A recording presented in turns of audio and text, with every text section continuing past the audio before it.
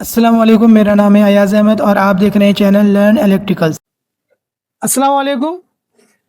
आज का जो हमारा टॉपिक है वो इलेक्ट्रिकल एनर्जी के हवाले से। इलेक्ट्रिकल एनर्जी में जो ये एनर्जी है, एनर्जी किसे कहते हैं? What is energy? एनर्जी की जो डेफिनेशन है वो ये है कि एनर्जी नेदर बी क्रिएटेड नर बी डिस्ट्रॉयड। मतलब एनर्जी को ना ही हम बना सकते हैं ना ही इसको खत्म कर सकते हैं। हाँ, एज ए ह्यूमन बीइंग वो इसको ट्रांसफॉर्म कर सकता है, दूसरे फॉर्म में कन्वर्ट कर सकता है। फॉर एग्जाम्पल, अगर कोई डैम में पानी आता है तो वो उसके अंदर पोटेंशियल एनर्जी स्टोर हो जाती है। फिर हम उसमें डैम में जब स्पिलवे खुलता है, गेट उसका खुलता है, उसके बाद टरबाइन चलने की वजह से वो एनर्जी कन्वर्ट हो जाती है इलेक्ट्रिकल एनर्जी में। ओके, इलेक्ट्रिकल एनर्जी की जो इक्वेशन है, E is equal to P multiply by time. E for electrical energy, P for power, T for time.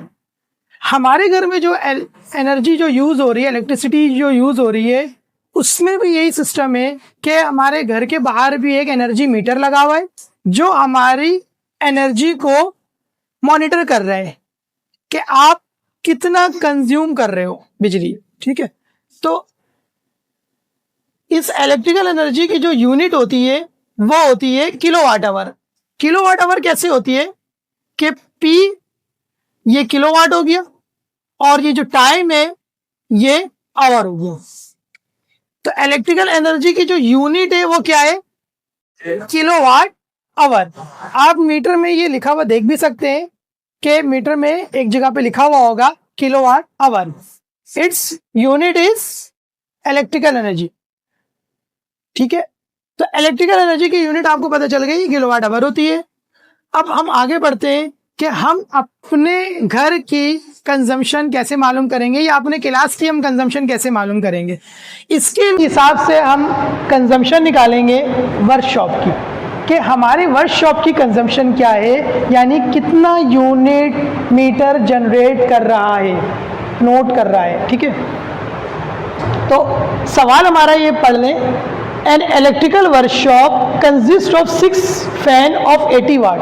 हमारी वर्कशॉप में 6 फैन लगे हुए और वो कितने वाट वाले? 80 वाट वाले। और 10 ट्यूबलाइट्स लगी हुई हैं जो कि 40 वाट्स की हैं। ठीक है, which work daily for 4 hours, जो रोजाना 4 घंटे चलती हैं। Electrical grinder and drill machine of 1 HP। 1 HP is equal to 746 watts. Okay, तो 1 HP की ड्रिल मशीन और इलेक्ट्रिक ग्राइंडर है जो कि यूज हो रहा है 1 घंटे के लिए। Okay, find the total energy of the workshop. हमें टोटल एनर्जी ऑफ वर्कशॉप निकालना है। ठीक है, और उसके बाद हमें उससे बिलिंग निकालनी है। अगर पर यूनिट 22 रुपये आपके वर्कशॉप का यूनिट आ रहा है, तो हम इसको सॉल्व कैसे करेंगे कि हम सबसे पहले फार्मूला लिखते हैं यहाँ पर कि हमारे यूनिट का फार्मूला क्या है। Unit means kilowatt hour, means के total energy. Okay, total energy unit is equal to total watt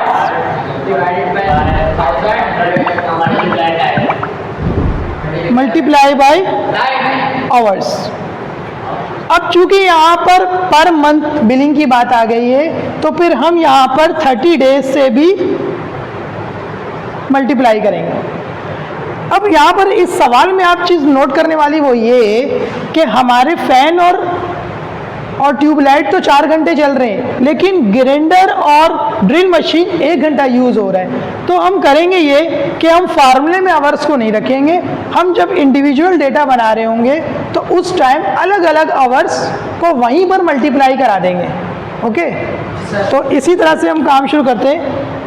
fan लिखते हैं सबसे पहले। फैन हमारा 80 वाट का है, तो 80 वाट को हमने मल्टीप्लाई कराया नंबर ऑफ फैन से।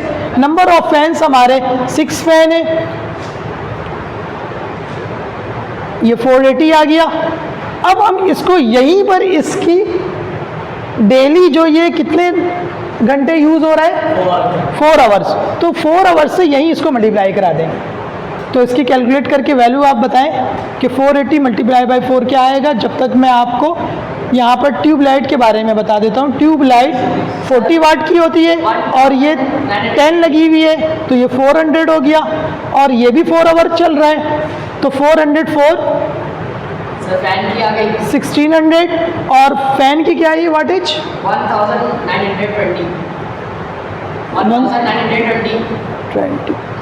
1920।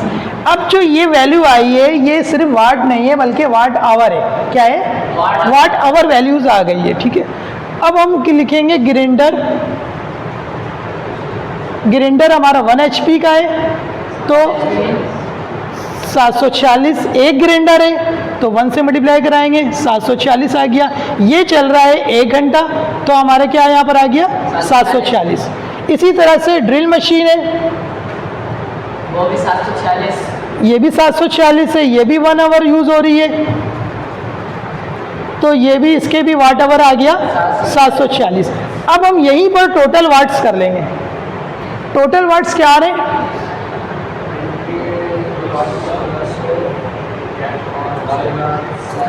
इस टोटल वाट को हम यहाँ पर पुट कर देंगे।